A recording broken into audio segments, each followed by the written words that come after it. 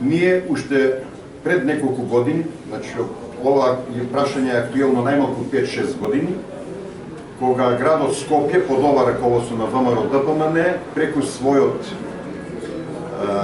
консултант, шпанската фирма ИДОМ, бараше начини дали овој луна парк е исплатлив за градот Скопје и како треба да се организира тој луна парк.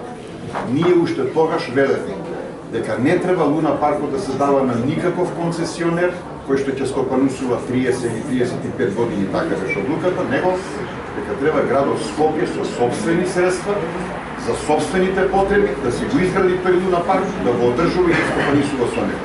Еве конечно после 6 години доаѓа таа иницијатива и градот Скопје конечно го прави тој луна парк онака како што ние предлагаме. Што значи, ако се прифатеше нашето сугерирање дека треба така да се направи луна паркот, до сега луна паркот најмалку 2 години ќе беше во експлоатација и во функција. Вака го изгубивме времето и место овие пари сега кои што се планираат за луна паркот да се потрошат за некои други неопходни потреби, загадувањето ни е најгорливиот проблем, ние сега се зафаќаме да го решаваме луна паркот и тоа да дадеме само оваа година 2016 6 милиони евра.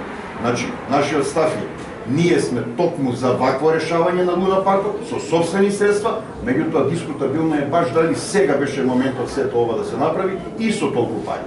Иначе ја поддржуваме одлуката. Луна паркот е наша потреба за нашите деца, не само за деца, него за сите граѓани од Скопје и Македонија.